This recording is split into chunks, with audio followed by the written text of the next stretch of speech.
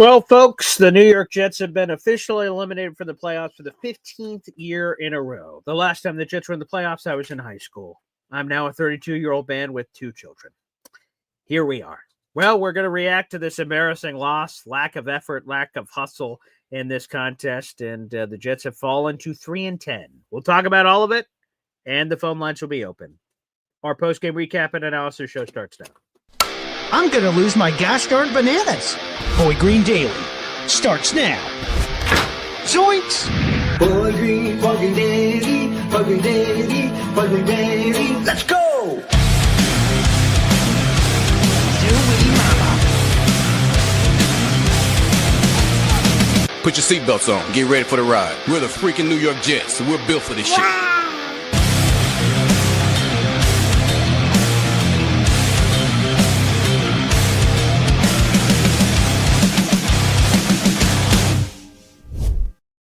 Hey, what's going on, everybody? Your boy's back. Paul Lesden Jr., a.k.a. Boy Green. I'm the New York Jets digital reporter for Heavy.com. Welcome to our post-game recap and analysis show. Again, I'm your host, Paul Lesden Jr. We've been with you for over 6 hours of live streaming content today with our pregame show, our live watch party, and now in our post-game analysis. The Jets lose 34-10, and they are officially eliminated from the playoffs. Now, you may say, Paul, they were not going to be making the playoffs. That's true, but now it's official with their loss to the Miami Dolphins, losing 34-10, falling to 3-10 on the season. And again, for the 15th year in a row, they have missed the playoffs. But the thing that I think was more disappointing than anything here as a Jets fan was the lack of effort, the lack of hustle, the terrible tackling. The fact that the Jets lost to the Dolphins, to be honest, shouldn't be that surprising. They've lost, before this result, they had lost 15 of 19 to Miami. So the Dolphins have dominated. Since November of 2016, the Jets the Dolphins have had the Jets number. So the fact that they lost is not surprising. But the fact that they lost like that, with AG seemingly over the last month and a half having the temper of the team, having them fighting. They fought hard in Baltimore, fought hard in New England. They had won a handful of these games, Cleveland and this game and that game, Cincinnati and Falcons and stuff like that. But to just come out and just roll over and die was sort of depressing, to be candid. It was incredibly depressing. And the statistics are even more depressing. So Tyrod Taylor gets hurt. He hurts his groin and only throws for 6 passing yards. Undrafted free agent Brady Cook, who had become the QB2 because Justin Fields was ruled out with knee soreness, played in the game. He finished with 163 passing yards, 2 terrible interceptions, and he was sacked 6 times. He did not look great. I imagine he's going to continue to be the guy, especially with Tyrod Taylor hurt. Breece Hall had a rough game, 43 yards rushing. Mason Taylor had 5 catches for 51 yards, but mostly everyone was terrible from that perspective. And there was 1 sack in the game. There was Quincy Williams who had that sack in the game. The rest of it was a disaster. Absolutely terrible from that perspective. Let's do this. We've got all kinds of things to get to. I'm seeing that Austrian Jet fan said the Saints won. So let's pull up the Tankathon thing for you guys and see if that makes anybody feel any better here with these scores. Let me take a gander here. All right. So the Titans are currently leading by 8 over the Cleveland Browns. They had the best shot at the number 1 overall pick. And with their win, they would tank down the draft board. Let me take a look over here at Tankathon real quick. So the Titans have a 575 winning percentage. If they win, they would fall down to the 3rd overall pick. As to Austrian's point, the Saints won earlier today. They're now 3-10. They have the same record now as the New York Jets, but they beat the Jets handily in strength of schedule, which is why they're picking 4th, and the Jets are currently picking 6th. But again, the Titans-Browns game still has to figure its way out. If the Browns end up losing to the Titans, they will go in front of the Jets because of strength of schedule. So the Jets will revert back to the 7th overall pick here shortly. But Tennessee would drop from the 1st overall pick to the 3rd overall pick, and the Giants would then hold the 1st overall pick. So a lot of movement said to be happening here on the scoreboard. So we'll keep an eye on all of that. The Raiders are playing in this window, so they're another team that you can certainly keep an eye out for in this contest. But yes, the Saints beat the Tampa Bay Buccaneers 24-20. Let's go to the phone lines. Let's start off with my guy Bill here first. What's up, Bill? I'm starting to think I should take a page out of Badshaw's book and start doing these in the dark. Yeah, that wouldn't be a bad idea because it certainly feels like the Jets are in the dark right now. Yikes, that was tough. Oh my God! They were just physically beaten off the ball. The Miami's offensive line did whatever they wanted to our guys, and our offensive line just could not get it together. Couldn't get the running game going, and then we had a bunch of drop passes. Anything and everything that could possibly go wrong did go wrong. The only bright spot, if you can say that as much, was I pretty much liked what Brady Cook was doing as far as putting the zip on the ball and so on. But it always seemed that Miami was covering just about every receiver we had downfield. So that so that we need receivers that are good at contesting these balls and say, "Oh no, you don't. This is mine." Right. Yeah, just plain awful. Just plain awful. And I the don't Jets are know allergic this. to turnovers, right? So, like, they had a chance at 2 or 3 picks in this game. They dropped the ball. There was a Yeah. fumble game. The Jets couldn't jump on that either. Like, just terrible. Yeah, and meanwhile, Miami had no problem coming with a turnover somehow. The Or it was football random, gods are. ball in the Yeah. thighs or other plays, right? Like, it's Yeah. bouncing their way. But for us, absolutely. Yeah, the football gods are torturing us, or Allen has some connections that we don't know about to make sure we tank. That's right. Right. And he's getting all the other stuff, right? The Saints beating the Bucks. That's a seismic upset in the National Football League. And now all of a sudden that Jet Saints game that looms here in a couple of weeks, that Yeah. looms large. They both have the same record. So the Jets control that game. Yeah. Boy, the Titans look like, again, currently right now, they're in a position to win. They have the best chance at the number 1 overall pick. They win, they're going to stumble down the board. So all of a sudden, everything could shake up here. The Jets are back in this thing, I guess, which leads us to, of course, everybody's favorite video. Why the hell not? Hopefully this cheers people up.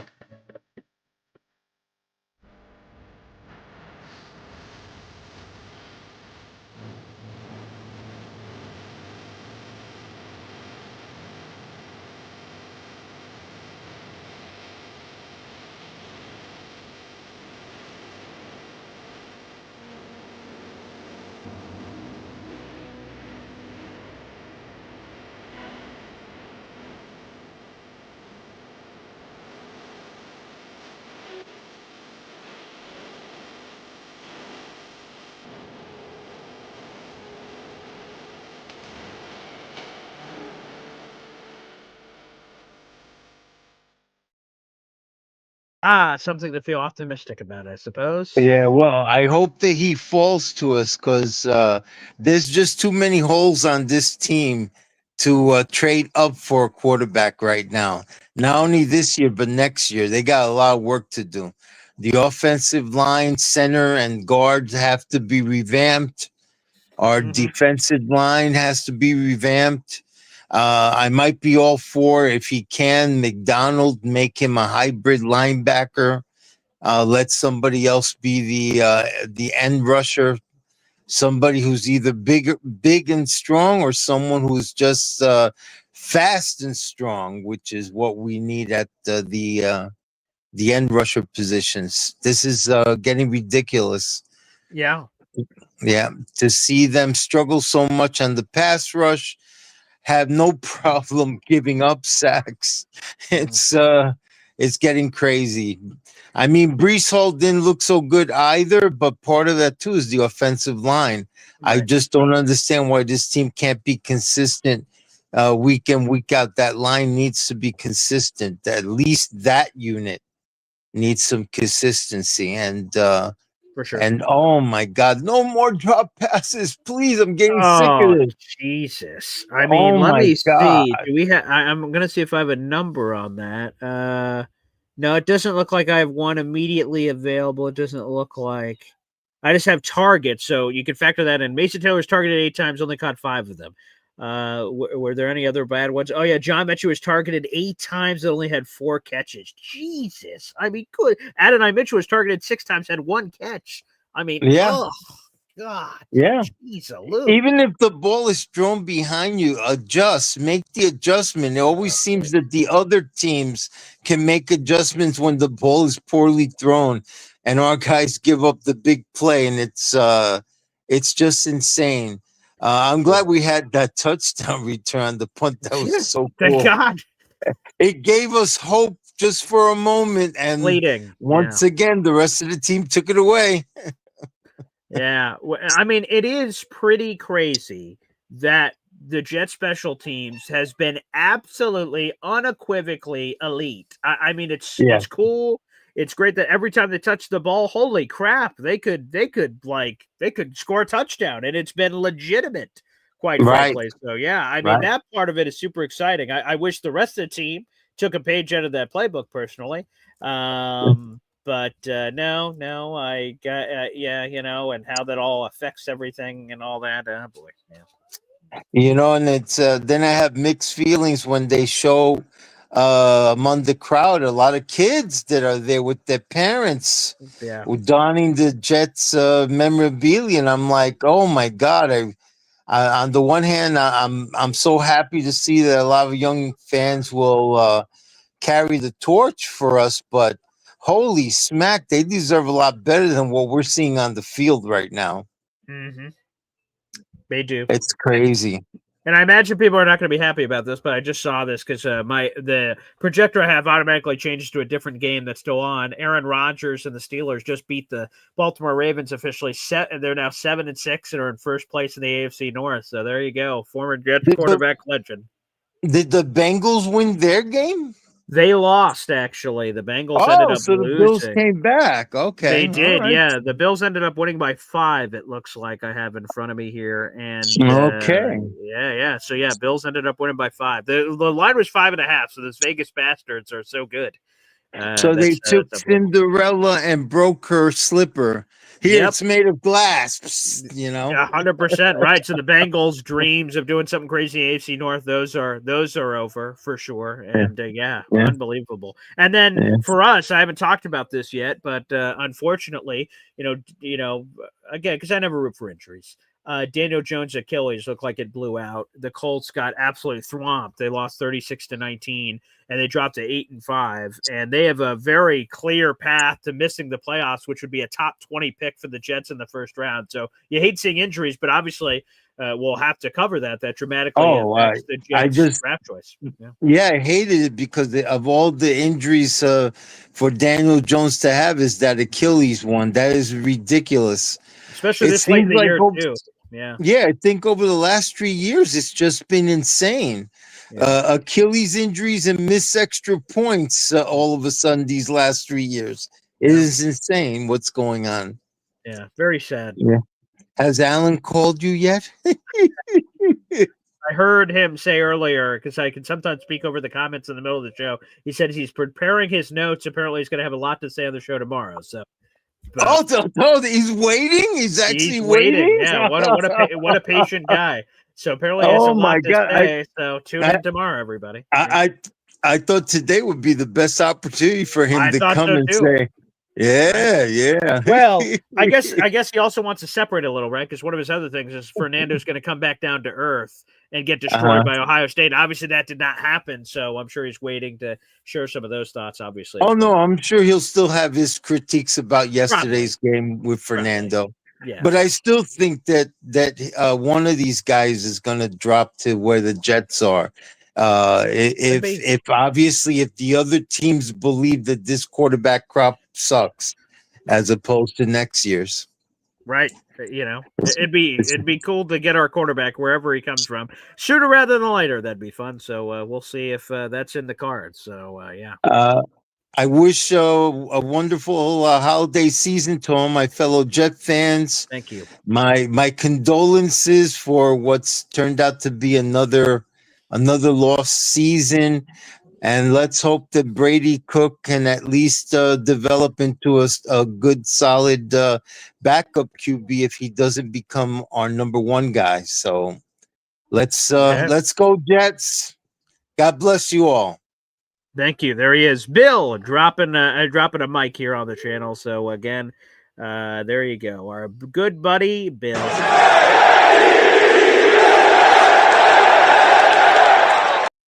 Not sure, not sure how many times I heard that during the game, but it's great to refresh me on the spelling of that word. I had not heard that today. Back to it. We got Frankie here on the show. Frankie? How you doing? Oof. I mean, hey, for any Jet fan that wanted them to lose today, there you go. They lost. Yep. Look, I don't mind losing. All right. Yeah. Yeah. What I mind is being embarrassed Yep. and showing no effort and realizing this team needs some new coaches. It needs a number 2 wide receiver, Yep. a For sure. legitimate number 2 wide receiver. Yep. Needs help on the offensive line. Yep. Needs help on the defensive line, including, if you want to call it, I call it the front 8. So you want to say whether it's linebacker, edge, whatever. They need to get to the quarterback more. Could be also a combination of, they never blitz. I don't understand what's going on with that. Or their blitzes are very obvious when they do blitz. They need to learn how to tackle. Yes. Okay. I bet the only thing we don't need is a kicker. If the guy doesn't get any older and croaks on us, God forbid. Yeah. Right. And but at the end of the day, I get pissed off at these games. Mhm. And look, I want Fernando, but again, we're number 7. It's not. I'm not giving up, but because of what I just said and all the needs we have, Yeah. Paul, and you maybe people would disagree with me. I'm not giving up 2 or 3 picks for the guy. I don't. You know what I'm saying? Well, It's just, we have maybe so many problems. I agree on with this that. team. We definitely do. Hang on, honey. We definitely do have a lot of needs. But now that they lost, like Miami to me was a game that was sort of up in the air. It was 50-50. I could have totally seen the Yes. Jets winning this game, despite So what the did final I. score says, and they didn't. Spoiler alert. But you look at the rest of the schedule. The team, so New Orleans, all right, that one I think is 50-50. The rest of them, Jacksonville, Buffalo, Yeah. New England, and then you have New Orleans. Those that is the slate that is left. Jacksonville, Buffalo, New England, New Orleans. 3 of those 4 are like, I don't think so. And then New Orleans, like, maybe, but again, there's nothing At this point. 100%. At this point, I'm not surprised if we lose to anybody at this point. Right, This is right. like- And so we could lose to everybody, but to the point, and now maybe the secret benefit, not secret, but the benefit of that, of course, is maybe the Jets don't have to trade it. They, before this game, had a 1.9% chance of getting the number 1 overall pick. Very unlikely, but the things they needed to happen look like they're happening. Tennessee currently is up 2 on Cleveland with less than a minute to go, and by the time they give it back, they're either going to kick a field goal and go up 5 and then give the ball back to Cleveland like 15 seconds left, so we'll see. That was a biggie. Tennessee winning any other game this season, a lot of people went, I don't know if that's going to happen. Because of their strength of schedule, they're going to drop to 3rd overall. So all of a sudden, the possibilities open up wide open here with Tennessee looking like they're going to win this game. And Cleveland's going to have other chances to win other games this season. So now New Orleans beating Tampa Bay was another biggie. Like, who knows how many games they were going to win. Now they're tied with the Jets in wins. Now it's all strength of schedule and they play each other. So now all of a sudden the Jets' number 1 overall pick or higher is all back in the conversation after this loss. Yeah, I would agree. Here, I have a question for you. Yeah, man. Steve Wilkes, is he really that bad, or Yes. is the defense just have not enough talent on it? Yes to both. Quite frankly, if we're being honest, I'd love to just shove one guy. It's clearly Steve Wilkes. The rest of everything's great. It's just Steve Wilkes. But no, clearly there are clear personnel issues that exist all over this team defensively. The secondary stuff where Tony Adams was out and Jarvis Brownlee Jr. was out, and they were rotating people around, and they were miscommunicating, and I just saw a lot of pointing of like, hey, man, you got him. No, wait, you got him. And then like a play's going on in the middle of it. I'm like, Jesus. So I think the good thing about that, or whatever thing about that, is that to me, I think that's part coaching. That's also obviously personnel. So I think Steve Wilkes 100% is getting his walking papers. I doubt in the middle. Who gives a shit now? There's 4 games left. Like, let him play it out. I don't care. I don't care about that. But I again, someone else brought it up earlier that Tanner Engstrand Yeah, and it looks like, by the way, now with the time remaining, Tennessee's going to be able to run out the clock. Cleveland will not get another chance, so they're about to win so this that's game. good. So Tennessee's about to fall to the 3rd overall pick, and then everything else all get shaken up here. So we'll see what happens. So that was a big upset that was unexpected. So there you go. Yeah. But the other thing I wanted to say was, I mean, Cook came in, he threw the ball okay. I thought he made two Yeah. horrible decisions Oh God, in the Jesus. end zone. I mean, I was more upset at not the physical throws, but the decision of doing that when you're inside your own, inside the red zone. I don't like. I hate turnovers inside the red zone, especially, in the end, and obviously picks and stuff like that. Like, you could have put points on Yeah, the right. board. So we'll see what he does in the next 4 games to see, if he, what he looks like, and see if he can be a backup or something, or whatever. We'll see. The other Right. thing that I'm Yeah. really upset about, though, and I want to see your take on this, we Sure. hired Yeah. Glenn as a defensive-minded coach, and our Yep. defense is horrible. Yeah. Let's call it what it is. It had a string of time and it was okay, but for the most part, it's been pretty bad all year. Um, do you blame, like, when we had Saleh was a defensive guy, came in, our defense was pretty good. Well, Does it Glenn did have just any to highlight influence it. over Wilkes or not? I mean, I don't understand Well, what's going on here. just for the history lesson, which I wish I didn't have to remember, year number 1 was awful under Ulbrich and Salah, but they were Right, together. yeah. It was terrible. And again, everyone said, "Well, Salah got to throw Ulbrich to the wolves." Obviously, Yeah. someone's got to pay the price. He stuck by Ulbrich, it all turned around. So it's the same sort of thing. AG defensive guy, Salah's defensive guy, and it went to shit. And he just said, "Hey, man, young this." He just excused it the fuck up. So what will be interesting to me is, does AG throw Wilkes to the wolves and say, "Hey man, that was Right. him. It is what it is," or does he say, Or does he do the hang with solid them? thing? Yeah. Right. Yeah. Hey Yeah. man, we're good. We just need time, and I'm going to stick by him because I think that decision. The thing that I fear is he sticks with Wilkes. We're 4 games into 2026. He's like, fuck, Wilkes fired. And now we're in a Yeah. constant state of fuck me through Yeah, 2026. exactly. And that feels unfair to the players. So whatever decision he makes, he just better be right. Stick with this guy, fine. You want to stick with your Right. guy, so be. You want to be a loyal guy. But if you like switch it, be right with that too. So that's a biggie. Yeah, for me. I would agree. I would agree with that. Well, there's only 4 more left, and I get to go to a New England game. That should be fun in Oh, 12-degree weather. Yeah, there you go. Yeah, my I- brother's making me go. He goes, "You come in here Okay. for Christmas, you have to go to the game," and I'm like, "Oh God, okay." Hey, I'll tell you this. Obviously, everyone says this, right? The losing helps, obviously. If there was any opponent through the final ones that I want to beat, it would be New England. Fuck Oh New yeah, England. same I hate here. New I England agree. so much. So, So do I. 100%. Yeah. I agree. All right. Well, thanks, and take care. Thanks, Frankie. Appreciate that. Let's keep rolling on the phone lines. Up next is our guy, Macho Talk Sports. What's up, Macho? Oh man, can you hear me? Yeah, loud and clear. Bud. Okay. I can't even hear myself, but it's all good. It's a sad day. It is a sad day, man. I heard you talking about the Daniel Jones injury, by the way. They did say that it was an Achilles, but he walked on it, so I don't know if it's a complete tear or not. He walked to the back. I'm assuming he's still going to miss some time, but it doesn't look like it might be a very torn Achilles. He's out for a whole calendar year or anything like that as of right now. Okay. So, all right.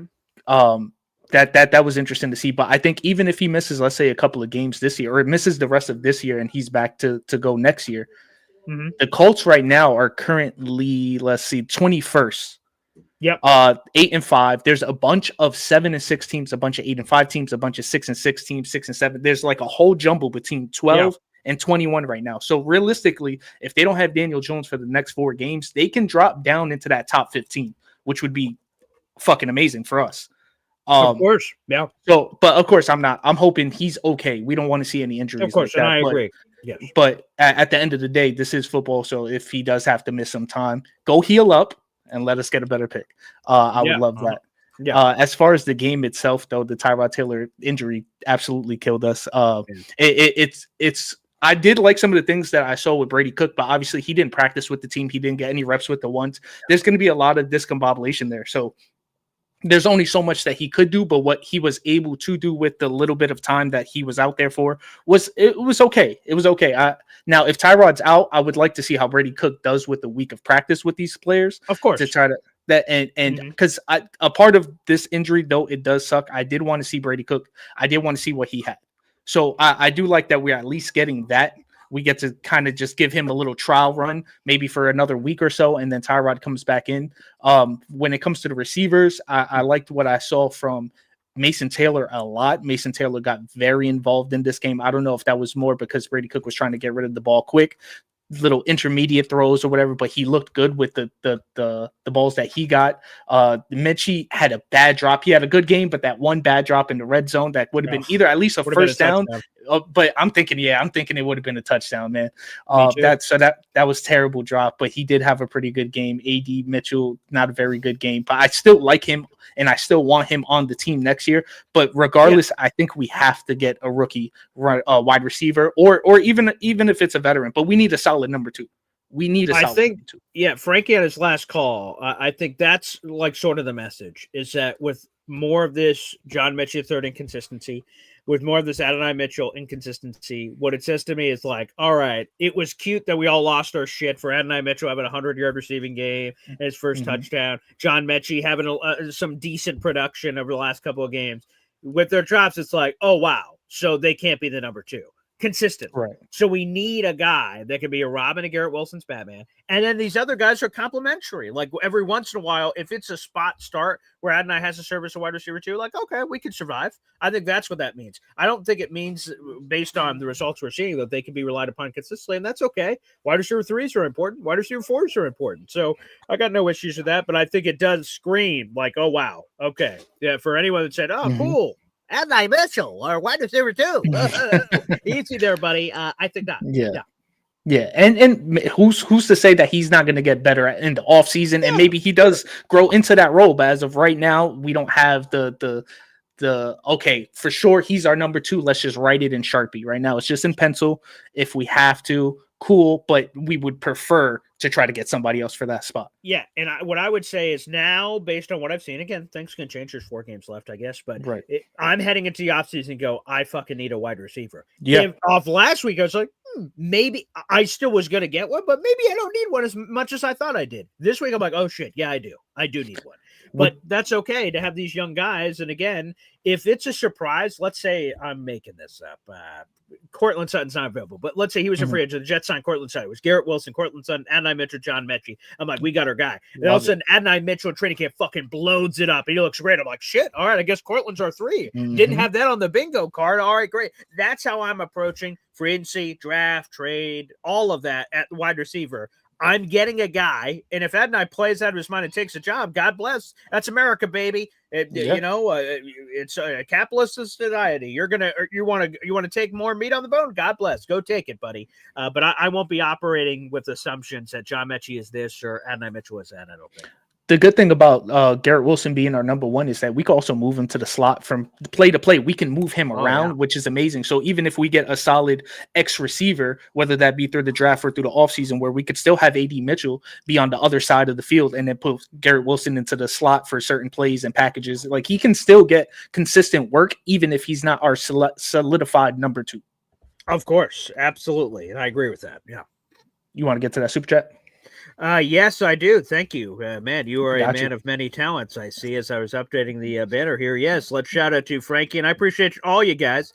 $10 super chat coming in here, baby. Wow. From our boy Frankie, he now has 6 raffle tickets to our contest. That's been reflected in the scrolling ticker down below. Thanks for the play-by-play for the game. Again, I said this before, and I'll say it again. I was totally peer pressured into this. When people have brought it up in the past, shout out to Terrence. He joins us throughout our chat. I got to meet him at our tailgate this year. He said, "Hey, Paul, you want to do a play-by-play?" I'm like, no, I don't. I enjoy watching it by myself. I enjoy yelling or what. I don't even know what I'm doing because I normally don't have a camera on me 24/7. So I have no idea what I say or I scream and say all kinds of obscenities. So there's a refined-ish version that's here on play-by-play. But no, when I was initially asked, I'm like, no. And with all due respect, whenever other people said, hey, Paul, you want to join our live watch party while we're doing the game? I'm like, no, I don't. And no offense, but I think it's stupid. Like me, if I had the choice of being able to watch the game and listen to play-by-play or listen to some other random people in the universe, with all due respect, I want to hear the broadcast. I want to hear what they say. I want to see if they're talking to the team before these games and broadcast meetings and stuff. So I had zero interest in that. And then in the Week 18 regular season Jets-Dolphins finale, someone said, Paul, come on, you bastard. Just give it a chance. I'm like, fine, you bastards. I'll give it a chance. I did. I was like, oh, that was kind of fun. That was interesting. But I'd never done it before, so I'm like, whatever. And then heading into this season, they say, Paul, you got to do it again? I'm like, I don't know. And they're like, all right. And so I do week 1, and that was a lot of fun. Had great interactions. It had wild impact on the YouTube. And I'm like, holy shit, people seem to give a shit about it or watch it. I'm like, wow, I would have never thought so personally, but okay.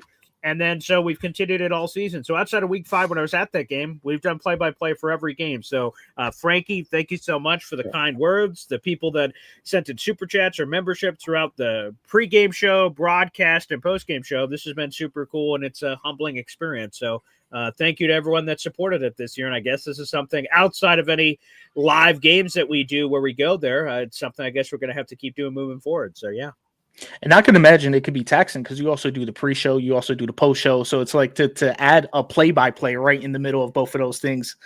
Yeah, that's true. And then for someone who's like either never done it before or whatever, that, normally on a broadcast, you have minimum 2 people, sometimes 3. Play-by-play is the it's the black and white, 3rd and 6, this, that, the other, and then the color analyst like, wow, the cover 2 on the back hole and the B gap, and he was pulling normally there's 2 people, so you're splitting the responsibility. So to be doing both, play-by-play, 3rd, 6, all right, 2nd and 4, this or that. So it's just this art. It's a God bless all the people that do it professionally. It's a gosh darn talent. I haven't done it before this, I haven't done that in a million years. I did basketball play-by-play a while back. Like, man, I can't even remember last time I did it. So salute to all the people that do it out there in the universe. Hopefully I'm getting better at it. Hopefully people are getting a kick out of it. So, Frankie, thank you for that. And I didn't even think about this. We had Troy bring it up last week. He says he's in, with all due respect, because I don't know off the top of my head, he's in bumfuck middle of nowhere. He doesn't get the game. So he said the way I'm listening to the game right now is you're telling me the story, and I take a great amount of pride in that. I'm like, holy shit, I got to make sure I'm doing a good job. Like, that's crazy. But I never would have thought of that as part of the audience. I thought everyone would just be sort of doing what Hep does, and he watches this with the game and pairing it that way. I thought that made sense. But some people don't have that option, don't have Sunday Ticket or whatever, and that this is it. I'm like, holy shit, no pressure, buddy. That's how they're watching the game or hearing the game. So. And that's what I was going to say, because I'm with you. Like, I'd much rather just watch the game by myself without a camera on me so I can do and say whatever the hell I feel like in the moment and stuff like that. Plus, it's a big responsibility. You're breaking this down for the people that aren't currently watching it right now. So it's putting a lot on your plate. But like what you said with that guy, where there's some people that just can't see the game at all. Also, especially like if you're in the New York, New Jersey area where it gets blacked out, even if you have Sunday Ticket. Like there's a lot of it, and these games are all over the place now. It's on Prime. It's on the CBS. It's all over the place. Right, ESPN. All of it. So not everyone can have all those subscriptions in order to be able to watch the game. So they rely on someone like you, which, I mean, you do a great job. Credit to you. Thank you, man. I appreciate that. So shout out to Frankie. I see that super chat. And then here's this. We just talked about this a second ago. Let's get another super chat in here. Wow. Thank you to J Leany K89 of the $2 super chat. Silver lining, the Colts pick keeps getting better. Yes. Yep. In fact, the Colts just happen to start losing once they trade for Sauce Gardner. Outside of that, literally a German game where they played the Falcons. After that, they've been losing all over the place. Yep. And now you hear the Daniel Jones Achilles injury. All I know is I saw the play and saw him react, and then your updates that you just shared, Macho. Besides that, I know nothing about the injury. Outside of that, he's hurt, was immediately ruled out, which is normally not a good sign. But yes, the Jets have the Colts pick in the first round. The important thing to note is there is the level of upside that Macho was just talking about where it could be top 15. But the way I'm just viewing it, we'll see how the numbers line up, is if they don't make the playoffs, then it's an automatic cut qualifier, which, wait, I have it right here for Tankathon. I believe it's 18, but let me make sure I'm right. It is. So 18th place right now, or 18th overall, is the first spot outside of the playoffs. So that means if the Colts don't make the playoffs, they're at least going to be 18, but it could be better, of course, because like if they keep losing, maybe it's 15 or 14 or 13. I have no idea what it'll be because they already have 8 wins right now. But the point is that Jay Leaney, holy crap. In my head, when they made this trade, I'm like, cool, it'll be the 25th overall pick. Yeah, that's sort of what I wrote in my head. I had no idea if that was going to be real, but that's where I had it. The fact that it now could be as good as 18th or better, I'm like, holy shit, 18th overall pick, top 20 pick. That could be some good bleep in the draft. And to add on that, their next 4 games is the Seahawks, the 49ers, the Jaguars, and the Texans. Damn. That's that all playoff teams. Could be 8 and 9. And then on the Jets side, unfortunately, again, I'm rooting for wins, but they play in no particular order, right? They've got the Jaguars, they got the Bills, they got the Patriots, and the Saints. I'm like, oh, maybe. And the other three, I'm like, oh boy, that's going to be rough. I don't know. And who the hell's playing quarterback? I have not heard AJ Pressure, so I don't know if Tyrod's groin thing was just a minimal thing. Is it Brady Cook the rest of the way? I don't know what kind of version of Brady Cook we're getting, so that's another part of it. So Jay Lee, for any Jet fans that are all bummed out, I would say the thing that should make you feel slightly better is the Colts pick, and that's going to be going towards next year too because Daniel Jones is a free agent. So what if this Achilles thing is the real Achilles thing? That's a long time, and then he's a free agent. Does he come back? That was the first thing. What's Indiana's thing? Yeah, that was the first thing that came to my mind because when you see the injury, it looks like it's an Achilles tear, like the way that he's reacting to it and everything. So I'm like, okay, not only does this affect them for this year, but how does that affect their free agency? Because most likely he's not going to be able to go for next year either, or by the time he's healthy is week 13, 14 or something. So how does that affect them in free agency? And I had a quad box. I have the Sunday ticket, so I had that game on. I wasn't paying that much attention to it, but I saw the injury happen, of course. And then later on in the game, they showed a replay of him walking to the back, and he was walking on his own 2 feet. He didn't have people holding him. There was people by him, of course, but they weren't helping him up. So sometimes that can mean just so people know, sometimes that can mean something, sometimes it can't. So sometimes that still means your Achilles is Kobe walked on it. Walk on it. Yeah, 100%. I remember Kobe's, and shout out to Kobe. So there's a lot of different things that could happen, but we'll keep an eye on it. Let me ask you this, Macho. Do you want to keep staying on as sort of the co-host here, or you got a dip? I can stay on with you. Okay, cool. Well, we're going to start taking phone calls. Here we go. Up next is the birthday boy, Easy, baby. Easy. Happy birthday to me. Happy birthday, sir. Sorry, man. Actually, Cook looked good. What were there? 7 drops on passes that were right in their hands. Let me see on the number if I have them here. I'm talking. It's not like he put them in bad spots. I mean, he threw the ball good. Mason disappointed me. He dropped like 3. So I don't know about the other guy who was saying Mason had a good game. He dropped 3 fucking balls. That's not a good game. Mechie dropped a couple of balls. Mitchell dropped a couple of balls. So the only thing I want to mention is like there's targets and receptions. Now that's not because I don't have the drop rate in front of me, so I don't have ESPN thing. So I only have a different thing the Jets provide media members to use. So you can't always say because like sometimes a target isn't a drop. But like if this is right, there was like 12 drops in the game in terms of the difference. That seems like a lot, but maybe it happened. You start adding it up. I don't know. There was a good amount between targets and receptions. Give Cook 9 of those back. And what were his numbers? If he got 9 of those back. Yeah, he finished 14 of 30. So if you gave him 9, he'd be 23 of 30. So that'd be a great completion percentage for him. He was making good decisions. He was getting except for the red zone, those 2 picks in the red zone. Oh yeah, but you know the last one, I don't even bust my balls on him on the last end one. Of the game. He was just trying to get some garbage points, you know. But yeah, that's fair. But he played better coming off the bench, ice cold, than Justin Fields did all year. Yeah, I mean. Just looking at how he played with poise, and he got the ball out, and he got them most of the time to the right guys, and they weren't making the right plays. Some of them he got there late and got batted down. I'm talking about the ones that were blatantly dropped.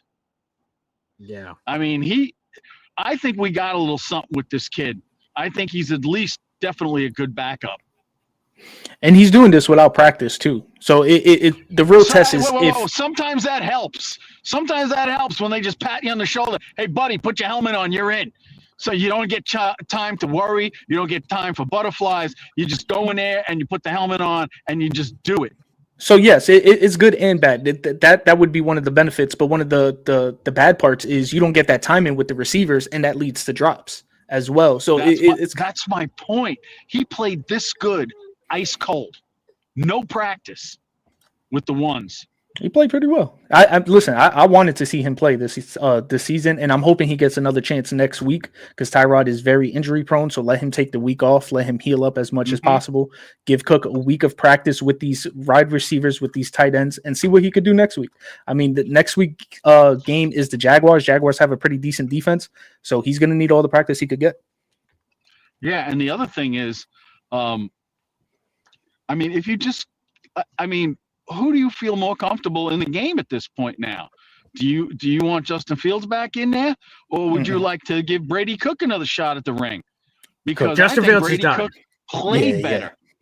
Yeah, Cook. Get the fuck. It has to be.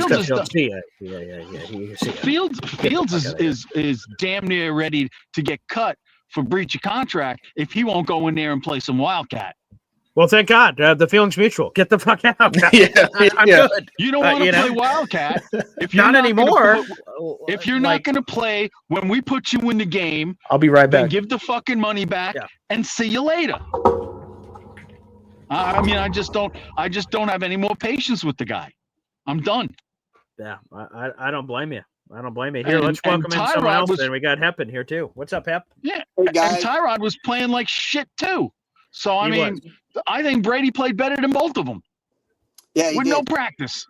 With no practice. He was throwing into smaller windows. There was a few things though that was obviously showed the not receiving making the fumble on 3rd and 1. Yeah, that was something. The drop passes. I don't think these receivers are used to the way the ball comes out of his hand. And he was throwing some fastballs. He was throwing fastballs. Yeah, that's the thing. He was this good with no practice. Yeah, right. He's the best quarterback on the squad. You know, right? He really is. Yeah. He really is. Yeah. I mean, his decisions were solid. That's. Yeah. I mean, and I don't know what the fuck happened to our offensive line. Did they forget how to play football? Yeah, that was bad. I got to ask you one question. And the defensive question. line looked like Swiss cheese. Yeah, it was terrible. I got to ask you one question. Yeah. What the hell happened with that lateral pass that was reversed? I mean, that was a lateral pass every day of the week, except when it's the Jets playing football. They would have said he stepped out. They would have said he stepped out of bounds, didn't reestablish himself, and they would have called it a fucking touchback. They would never have given us that fucking touchdown. Yeah, that's what I do believe. Cocksuckers. Yeah, so I rewatched it. I rewatched it. Definitely was a touchback. It was clearly a backwards pass. Like I don't know how else he was at the 4.5. The ball. That was definitely a lateral. It was a half yard behind where he was. I saw where his foot was, and I saw where he threw it. That was a fucking half a yard behind. I'm sorry. These refs, these. I'm going to say this straight out. These fuckers are getting paid off. Someone in their family has an offshore account where this money's going to. Yeah, I think so. Like 5 or 6 shell companies, because there's no way these refs could be this fucking bad. Now, I agree with EZ, though. I think ultimately with how Brandon Stevens collected the ball, they probably would have ended up either the way he collected it, I assume it would have been a touchback. But still, the Jets would have gotten the ball versus the touchdown they ended up scoring, so you would have got it back. But, yeah, it's too bad. We still probably lose, but it's the fact that it's the Jets again. We get, like, the worst calls all the time. I mean, I don't want to be like a bitch and say, well, we don't get the calls, but, God, man. We don't. Get the calls. Yeah. We don't. Guys. Yeah. Hey, I'm gonna go too, Paulie. I gotta go in. My son. I'm at my son's house here. You can see right there. Enjoy. Okay. Well, enjoy your birthday, boy. Thanks, pal.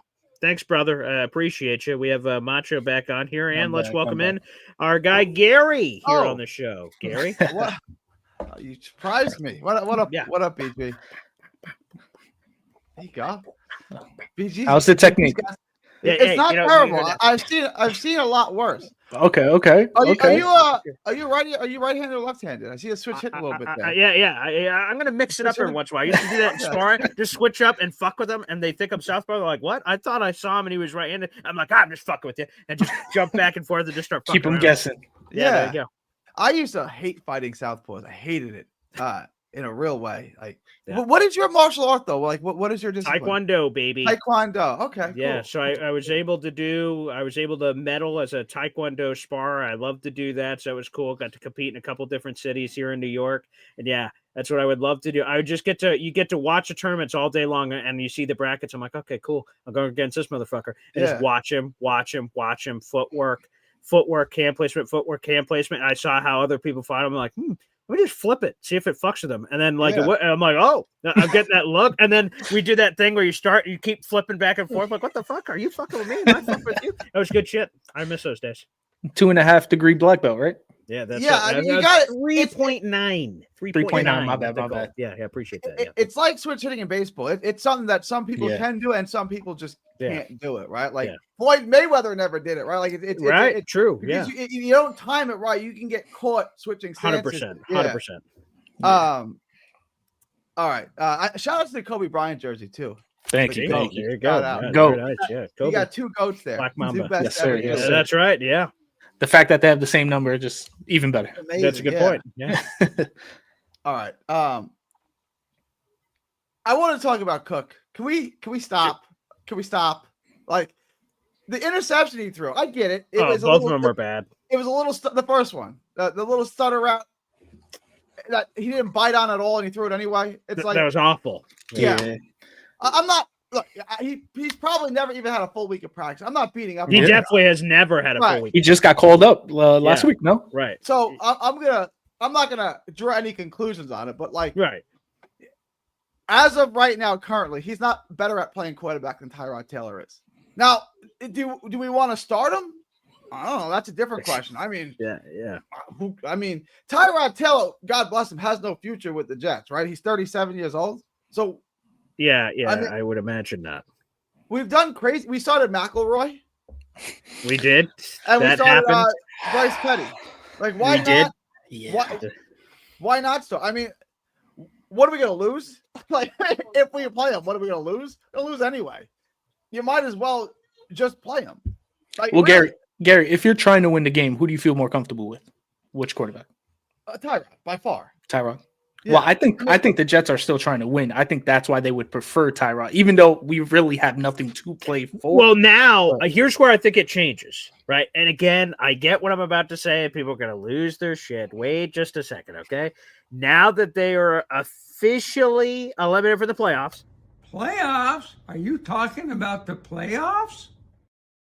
And your team, when that happens, there's a shift. And while there could have been 3-9, Paul, they were going to fucking miss the playoffs. Yes. When it's officially over, now literally there's nothing. There's nothing you tell your team in behind this. Well, man, if we just do this, well, it's over. It's done.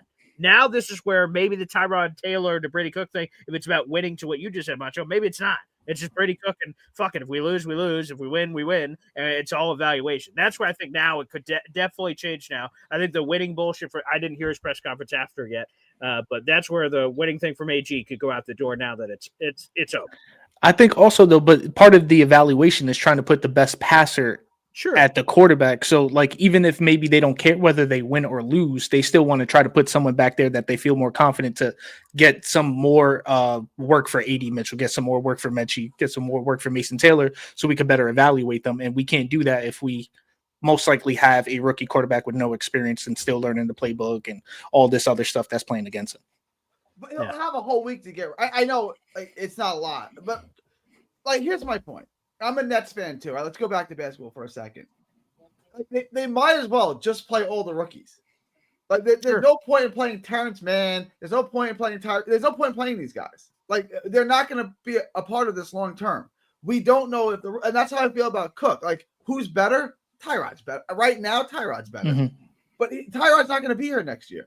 I don't even know if Justin Fields is going to be here next year. So the guy I would say who has the best chance of being here next year is Cook because he might be here next year. 100%. But to your basketball analogy, it makes more sense for the Nets to do that because the Nets, their rookies, it's a different type of team sport to where you don't rely on another person in order to score the bucket for you, to where you need the wide receiver, you need the quarterback to throw the ball to the wide receiver. So that's why, and I agree, where I want Cook to come back next year. He's more likely to come back next year as opposed to Tyrod, but the part of the evaluation that we need is for the pass catchers, to where we might need a better thrower to try to evaluate the pass catchers. Even though I still, again, especially next week, I want to see Brady Cook play again because I want to see how he does with a week of practice. There might be something there that we don't know. Like, we're just assuming that he's nothing, but there might be something. It's time for you guys to put some more respect on Brady Cook's name, because in the postgame, Isaiah Williams just said Brady Cook has the it factor and he's special. Wow. Special. Wow. Maybe we got our guy, huh? Okay. I might have to put his shirt up on my wall now. Yeah, there you go. Apparently so. The it factor and is special on the Jets radio show. So listen, he could have something. He could have something, and we won't ever know it until he plays. So I'm not going to write him off, but I think that if both of them are completely healthy, Tyrod has no injury report, he's not on the injury report or anything like that going into next week, it probably makes more sense to just keep starting Tyrod so that we can better evaluate the pass catchers, because no matter which one of those quarterbacks come back next year, chances are neither of them see the field anyway. And at least that's the plan. Yeah, right. Exactly. At least that's the plan. To be fair to Brady Cook, he was the better backup quarterback today. Of the two quarterbacks, Brady Cook, I would take Brady Cook 10 out of 10. 100%. 100%. I was hoping to see Quinn. Did they deactivate Quinn? Did they deactivate who? Quinn Ewers, Miami. Was he not on the active roster? Oh, yeah. Oh, that's a good question. I think he may have been emergency 3. So, yeah. So, he inactive. He might have dressed because emergency QB3 dresses. Yeah. But, yeah. And in that case, you can only play him if both the starter and backup are hurt. So, I don't think he would have been able to get on the field. But, like, if it was an emergency and you had to start a quarterback, like, let's say, God bless him, Tua got another concussion. He's out week to week. We don't know. Would you start Quinn? At least the devil that I don't know is better than the devil that I do know. And Miami knows Zach Wilson. I don't know why they would sign him. How did they sign him? That was a shot. That was a shot at us. But not only did they sign him, they signed him to a 1-year deal with a maximum value of $10 million. And the Dolphins came out and said he was a calculated target guy. And we feel like this unbelievable thing that he is going to be different with us. And then at one point, randomly during the year, they switched it back, obviously, because Zach got into the game. But Quinn Ewers, jumped over Zach Wilson in the depth chart, and then they switched it back. So I have no idea what the fuck they're doing down there in Miami. I'm going to say this about, and I said this when he was coming out of BYU, and I'm going to say it again. He is horrible on the easy stuff, like the little screens, the little hits routes. I've never seen an NFL quarterback. I've never seen a college quarterback that bad at the easy stuff. The intermediate stuff, there's no zip on it. The stuff over the middle of the field, there's nothing on it. And then down the field, when he's out of the pocket, down the field, he's erratic. The ball is consistently over his head, behind him. It's never to the receiver. So he's bad, short, medium, and long, and he doesn't run. We can say he's got legs, and he does, but he doesn't run. So he doesn't run, and he's bad at the short stuff, the intermediate stuff, and the deep stuff. So what is he good at? I think his dad owns JetBlue or something like that. Oh, yeah, there you go. Yeah. That's what it is. And his mom's an 8 out of 10, I guess. So yeah, there you go. There you go. Welcome to the squad. Like even his little brother, Isak, over at Utah, he didn't even see the field this year. I was trying to find out where he was. It's like, he's still in Utah. He's just like buried on the depth charts. Yeah, it's bad. I did see because they're doing the press conferences and stuff like that. Brady Cook said, whether I'm the starter, backup, or third string, I'm going to be ready to play next week. So love to see that. Love to see that. We'll see. Again, Aaron Glenn. So he said, knee soreness. Justin's out this week, and we'll see next week. Like he gave like a little bit of an indicator, like maybe he's not even going to be good for next week. And again, I think there's a fair question. Maybe we've seen the last of Justin Fields, and they just sort of quiet. And now there's no elevation necessary. Brady Cook got signed to the roster, so you don't have to play games anymore. Brady could straight up be the backup or starter, depending on whatever they choose to do. So there's no more bullshit anymore. He's not on the practice squad, so we'll see. Do you think if Good, actually, good, Gary. Right, I Gary. want so we may have seen the end of Justin Fields. Can we say the same about those jerseys? Those were ridiculous. Those were horrible. Let's never see those again. Yeah, I kind of like them. Yeah. You like them? I think they're. I'll say this. I think I would never want to see them regular. Like, the Jets have switched these uniforms permanently. I'd never want to see that in my life. I don't. Again, I know this is a hot take. I'm a massive New York Titans jersey fan. So I love those throwbacks. Me too. Yeah, Me yeah. too. I don't love this the manhole cover uniforms. I don't love those at all. But I'm fine with them being once a year, and it's once a year for 4 years, and apparently then they're dead. Then they disappear forever. Oh, okay. So apparently that's what some Dolphins person told me. They got a press release and said that's what they heard. And I'm like, all right, I guess that makes sense. So yeah, I don't love them, but they're just fine. I'm like, whatever, But yeah, now being 0-1 in them, I'm not gonna have. When I see them next year, I'm not gonna be like, oh, guys, do you guys remember that one? No, I don't. We look good They getting have out. now are so clean. Like they look good. Like they look good. Like why are we messing with that? Good point. The uniforms finally they brought the logo back to where it should be. Yeah. The jerseys look elite. I love how the jerseys look. So yeah, to be honest, I don't even need to get cute anymore. The throwbacks. Let's just keep it the great uniforms they have now. Right? Yeah. Now my question is, if Tyrod's not good to go next week, are we picking up another quarterback to be behind Cook, or are we just assuming Justin Fields is going to be the backup? That's a good question. I assume that puts us in a pickle. That would put us in a pickle, but I assume that maybe they add someone to the practice squad. I don't think they add anyone. At minimum, they're not right? carrying 4, right? Yeah, I think they might just for shits and giggles, especially with Tyrod being hurt right now and Justin being hurt. I imagine they signed someone and they've done. You guys are not going to like the names of the list. They on their emergency list is Desmond Ridder. Who else is on that list? Nathan Peterman. Who else am I fucking missing? These emergencies. These are right. Those are the emergency list guys that they worked out already. So yeah, those are 2 off the top of my head. I remember it's Desmond Ridder, Nathan Peterman. Oh, we worked them out in our bye week, right? Yes, and then we worked out 2 others at a different point, and his name's escaping me too. Fuck, he was CJ Beathard. That's another one that we worked out a while back. So yeah, those are some of the guys. They're not great. I mean, not at all. Those are some of the other guys on the list. But those would be just in case something happens to Cook, and if Tyrod isn't there. Now, if they're both healthy, I assume we don't pick up anyone for the rest of the season. All right, let's throw this question out to the group. You guys can all vote on this, right? So Garrett Wilson is eligible to return off of IR this upcoming week. So they play the Jaguars up next. So he's eligible to come off IR. Doesn't mean he has to, but he has met the minimum 4-game miss requirement for being placed on injury reserve. Barbara asked, are we going to see Wilson again this season? I think no. Let's go around the room. You first there, Macho. I have 2 answers. I want the answer to be no, but I think the answer is going to be yes, because I think he wants to play again. Okay, Gary. I give the same answer Macho does. It might not be next week, but we will see him again this season because he wants to play. I would not play him.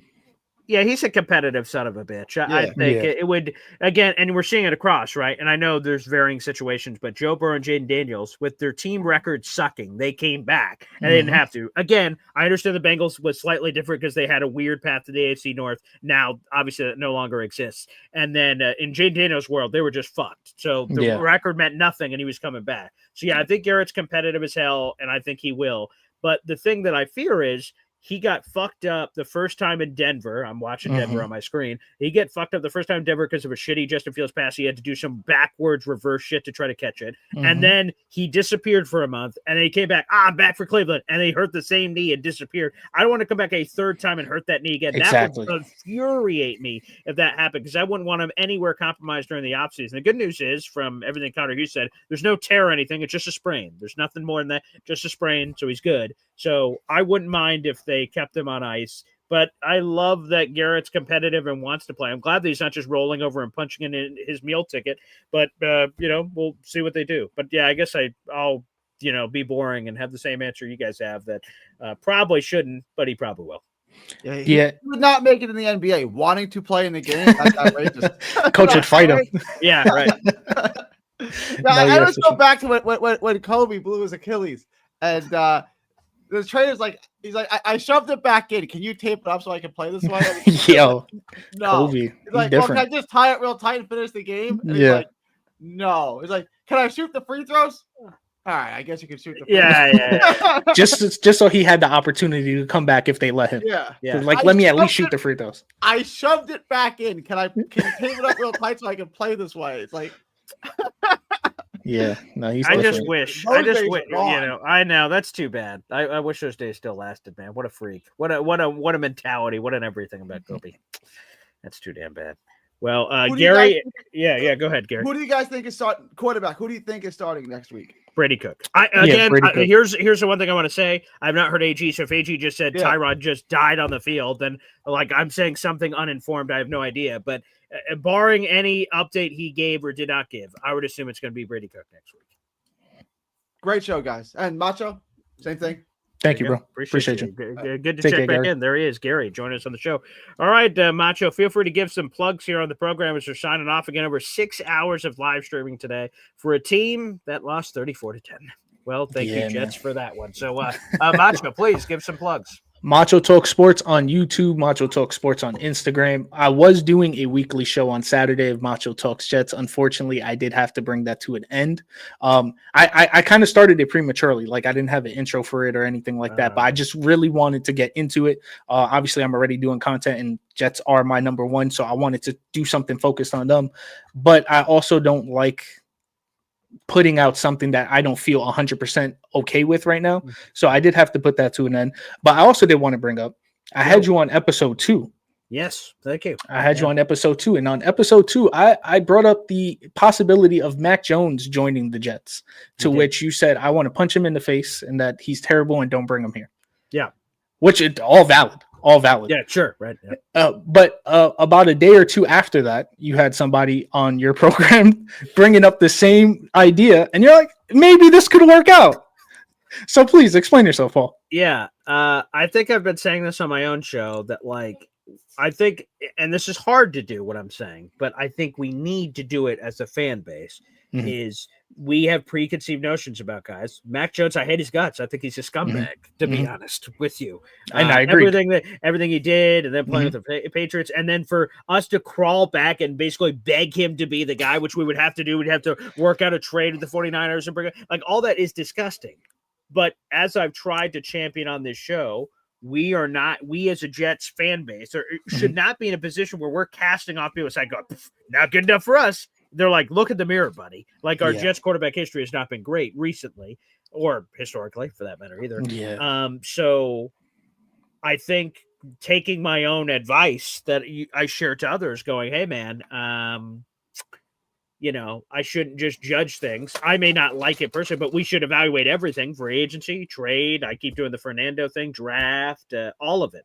So, and I wrote a piece about Mac Jones. I can't remember if that was before or after we spoke, but I wrote it in a piece of and that's another one of my jobs of walking through possibilities. I have a couple more in my notes of quarterbacks we haven't discussed openly in the Jets universe yet, and maybe that'll start some conversation. There's a couple other quarterbacks that an insider was brought up that we haven't talked about yet. I'm like, oh, well, might as well kick the tires and see what people are talking about. So I'm sure I'll do a show or two this week on names that have not been discussed in Jets land that could be another name to consider. So I think we're not in a position to cast off names. I think we should evaluate and fully vet all options on the table for a team that sucks at quarterback. And I would also say this: I think we're checking off multiple boxes. I don't just think, is it draft, free agency, or trade? I think it could be multiple. I think they could draft a guy. They could sign a guy. They could trade for a guy. They could do all kinds of things. I think they could check off multiple things off that bucket list too. So I think people should be open to that too, that we should not just say, oh, like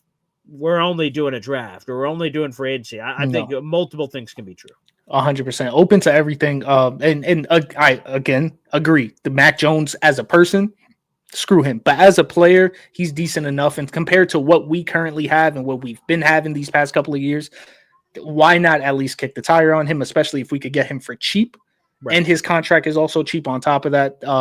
We just can't be turning down all these names because of we obviously want the best as a fan base. Sure. But we're not the best team either. So it's hard for us to be, like you said, just expecting the most. And while we're putting out this type of product, we have to be open to everything. But love the show. Love you. Thank you so much, bro. Macho, you're the best. Thank you to Macho for joining us here on the program. Well, that's going to sign us off, everybody. Got 6 hours of live streaming. Terrific, spectacular. Appreciate you guys being with us for it. Make sure you guys, whether you're watching live or you're watching this later, like the video here on YouTube. That is a free way to contribute. That is how this Jet show gets in front of other Jet fans out in the universe. And I am super grateful for anyone that takes in my content, whether it's the daily morning show or anything else in between. It means a lot. So appreciate everybody. Jets lost for sure. We're going to dust ourselves off. We'll be back on tomorrow morning and looking forward to all things New York Jets. 4 games left in our season, folks. 4 games, and we'll cherish them all. Thanks for tuning in. We'll see you next